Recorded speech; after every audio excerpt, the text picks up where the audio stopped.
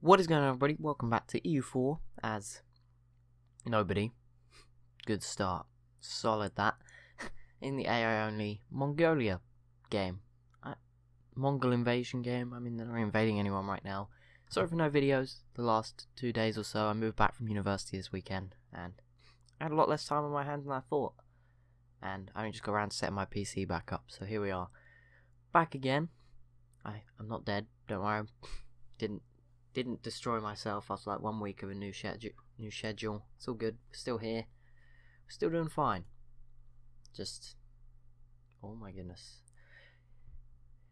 There's a lot of rebels. I mean, Mongolia seems to be doing okay. But, yeah, there is a lot of rebels. Just keep an eye out for that. See, there is a lot going on. Can't really pay attention to all of it. I don't know how many wars there are right now. Let's just get an idea. Huh, there's not too many. France v Burgundy and Bavaria. That's the interesting one. That's been going on for a while, I think. Or maybe it started again. But let's have a little look. Seems like France have done pretty well against Burgundy. But now Bavaria's there. And I don't actually see any French troops. I don't know if I'm... Oh, they're over here. They're in Bavaria. Never mind. Found them. That wasn't too difficult. Okay, fair enough. I mean, a lot of the map is sort of the same to what it should be. There's an HRE as well. I don't know. There's what it encompasses right now. Pretty cool. But yeah, we'll see. Big focus is going to be on Mongolia for the majority of the time. They've got a peace treaty with Korea that is soon going to expire. Very soon. 5 months in game. And that will probably lead to Korea dying. Sadly. They have a truce with Yeren. Sorry about the dogs. Not much into about them. They're not mine.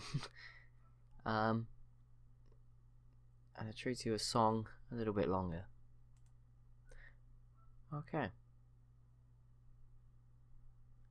Okay. Nice. It's a very bright green down here. Cool. Just seeing who it was. It's a very... No one's really coming out on top here just yet. This purple nation. I think Delhi is actually the second strongest in the world. To be fair to them, so you know, I think we should give it to them. Just out of fairness, yeah. Delhi apparently still up here. France in third, Song in fourth, down here in southern China, and then Egypt fifth, England sixth, Hungary seventh, Bulgaria eighth. Fair enough. Fair enough. Anything going on? Still a way away from having a united Iberia. So don't worry about that. Oh my god, those dogs. They picked the worst time. They've been quiet all morning. But no. As soon as I need to do something, they have little they just get wound up. I assume it's like delivery people. I guess it's near Christmas. There's probably a lot of deliveries and stuff outside. Norwegian Greenland. Was this here at the start? Because if not, that is very early colonization. It's very impressive. Very, very impressive. Jesus. This... Oh my goodness. Poor dogs. I just won't shut up. You're going to be hearing them for like the next 2 days as well. Because they're going to be in all the videos, I assume. Making noise. So let's see who people have allied with. Particularly in Europe. Mongolia don't have any allies. Which isn't really a surprise. They've probably attacked everyone that borders them at some point in the last few hundred years. Serbia, Treviso, and Nisaya for Bulgaria. Fair enough. There's also 3 nations here that are all like the same colour. They're all different. So bear that in mind. This one is Byzantium. This is the Latin Empire. This is Nisaya. What about Rum? These guys are allied to Fadl. That's these guys here. Egypt. I've got Mara, Shamar, Hormuz. Okay, they've got a few. The Abbasids as well. That's pretty good. Sicily have Aragon, Venice, Franconia, and Nice. France have got Tyrol, Aragon, and Castile. Unusual. And Genoa. Castile have got France, Navarra, and Portugal. So yeah, there's not been many wars between those 3. Based on that, anyway.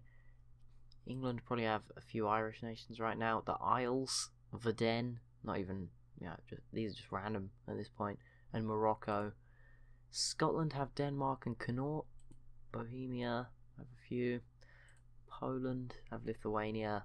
Brandenburg and someone else. See, Poland aren't really the strongest right now. I'd say Novgorod are probably the strongest out here in the east. I might be wrong, these provinces aren't always worth that much. But, never know. Or maybe these grey ones, or these red ones. Like Galicia, Volhynia here. Maybe it's them. But yeah, there's obviously might be some uniting going on down here. There is plenty of rebels. Mongolia never really gonna have any manpower if this stays up, which is might be what eventually leads to their downfall. Don't assume that will be happening anytime soon, though. Like I said, they do have a massive army still. I think they are back up at number 1. The rebels, I don't think they're showing up anymore. They were number 1. I don't think they're on this list anymore. That's why they're not here. Can't see them. So I think it depends what mode I'm in, what I see, because for some reason observer mode wasn't working, so I had to go into spectator mode. They are different, slightly. You can see my name in this one, even though it says observer. It's under the spectate command. Weirdly enough. Jeez, just when I thought they'd stopped. Delhi looking to expand in northern India, going after some of these smaller nations. They look like they're doing pretty well. Got a really itchy foot right now and I can't scratch it. That's always nice. Well, this poor nation is not going to be able to deal with these Afghan separatists, which means we may get Afghanistan pretty soon popping out to join us. I mean, not that they'll have much land nor much hope next to massive Mongolia and Delhi, the 2 strongest nations in the world. They're just sandwiched in the middle. Always a good place to be. People, I think, wanted to look at Oceania and South and North America, so I'll do that now. Here you go. I don't think too much is going on right now. Obviously, they might be at war with each other, but there won't be there won't be any colonizing. The same provinces will be the ones that are used for a very long time, I imagine. It's Africa. Here's South America. We got some nations like Cusco, the Nazca, Quito, Muzca. Now a few of these. Now I'm realizing how badly positioned they really were in that native AI only battle. Although that's fine. I said at the start it was just an alternate history. I was just using them to represent tribes, not to be themselves as such. The Maya, Itza, Zapotecs, Quiche. Someone could definitely take all of this out. They won't do. Maybe this nation. They look pretty big. Although to be fair, the Maya have more troops. And that, yeah, if you could take all of Mexico here and then push through into these guys' lands, you could definitely form quite a big nation quite early on. Quite a strong one too, although you would be very far behind on tech. Well, they're at 32 out of and 33. See, the extended timeline messes with it a bit, so obviously 32 and 33 is completing it in the base game. We've not even got to the start of the base game. In fact, we're still over 200 years behind it. So I don't understand how Navarra took this. I just saw it again. That was weird. I tried to keep talking because I thought the sneeze was gone, and then no, it just came up. I just completely forgot Navarra had this, and I've seen it again, and I want to throw up again. How on earth did... I assume it was a succession thing. Also, France took a couple of provinces off Burgundy. I think these 2, by the look of it, so they will be continuing. They're probably the ones that are going to... Okay, yeah, they've overtaken Delhi now. They're probably going to need to be the ones that stand up to Mongolia. If someone's going to beat Mongolia, it's probably going to be France. It doesn't have to be, but it's probably going to be them that does it. Because Mongolia don't even have to collapse fully. I mean, geez, if they embrace the institution, they will be 8 times stronger than France, technically. But, yeah, I mean, it's 423 to 2,888. I mean, time will go by. France will get stronger, obviously. Much slower progress. Oh, there is a lot of rebels. Okay, wow, this is starting to get a bit overwhelming. I'm trying to keep a mental image of what land Mongolia has, because I might not be able to tell sometimes if a small nation pops out on the side, because they border plenty of small nations too, so it's not going to be the biggest change map wise. This is not looking good for them though. Siberian separatists, Bashkirian separatists, Crimean separatists, Kievian separatists, Karabakhi separatists, Ottoman separatists. Ooh, could the Ottomans come in? Luristani separatists. Don't know how to say that one.